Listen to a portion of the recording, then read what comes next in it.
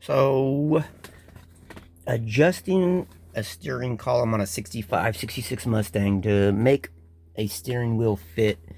We're talking about the gap right here. So what had happened was the new wheel I wanted to put in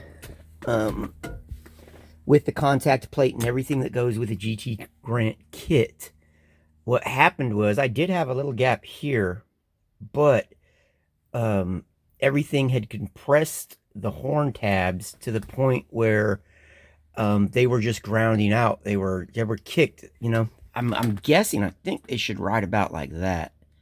You know, they were hammered tight. So this video is not about that. It's how I actually adjusted it. Underneath your column right here, there are two 1/2-inch bolts. Loosen them up. Don't go crazy. I grabbed a block of wood and a 4-pound beater, and you check it beforehand, right? So I checked it, and I zeroed it out on my micrometer after I checked it. So let's see.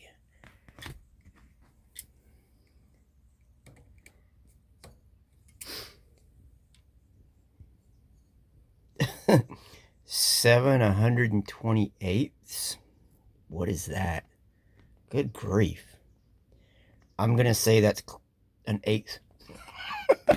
Another way you can check it is grab your factory wheel, put it back on, which is what I did, and without the spring in the factory wheel, it was actually touching.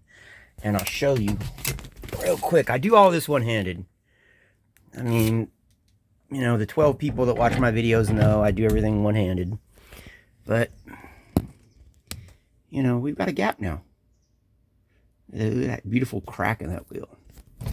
So, yeah, honestly, I've seen videos where the column trying to do it this way, like, it was seized up.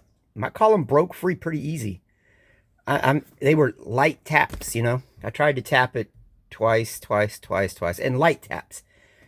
Did it once, checked it, did it around again, and that was good enough. Another way you can verify what you're doing, another measurement you could take would be, oh boy, let's see, I don't even know.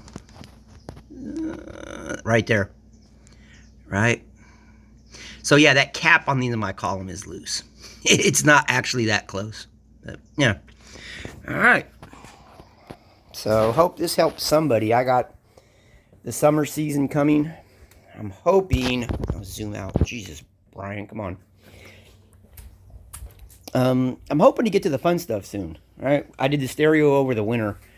I should have done the disc brakes by now, but I had that electrical fire, which, you know, it was one wire, but I ended up changing a harness and a few different components I talked about.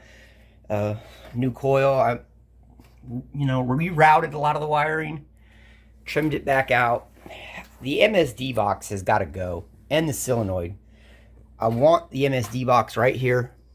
I've already got the plate fabricated. It'll sit out about the same as those spacers, and the coil and the MSD box will go on the same plate. MSD box would be horizontal.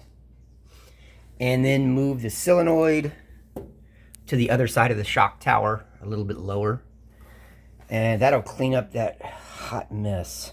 I made it look as good as I could. You know, I've got multiple wires inside of one loom. One thing I did learn was I was using the black and red wire loom. Here, I got a piece right here. Let me grab it. I was using this stuff, and it looks cool, but what it does on something like that mess, it draws the eye to it. So the solid black actually, you know, your eye kind of skims over it, I guess. I'm not completely done, you know. I got a little more tucking to do, if I can. We'll see. I'm still kind of concerned about the hot wire from the amp, or to the amp, which is this. I don't like that. To me, it seems kind of close to the headers. So when I move the solenoid and put a bus bar in, I'm gonna run it to the outside of the fender, right? On the other side. So the inner fender well. And that'll be that. Hopefully, oh God. See, look, that's how long the disc brakes have been sitting there. They now have a pile of other shit on top of it. Jesus. Yeah. Summer, spring season's coming. So this has got to get back on the road. Hopefully next weekend. Steering wheel in. Everything tucked back away. I've ran it. We got rid of the horn issue. So, well, I think we got rid of it, right? We'll see. I'm almost at the point where if I'm still having a horn issue, I'm just going to put in a little button down by the emergency brake and call it good.